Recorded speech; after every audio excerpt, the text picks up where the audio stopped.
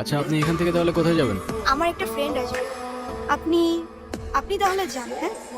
ওকে, ঠিক আছে, আল্লাহ হাফেজ।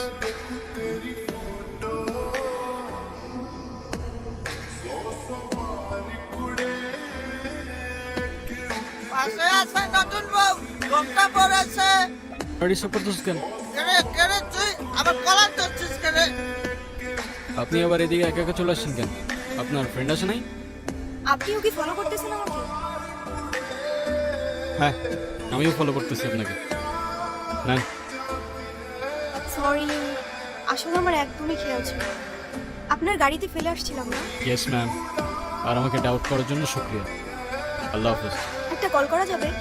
তোমাকে না কালকে বললাম আমি রূপগঞ্জে আসতেছি।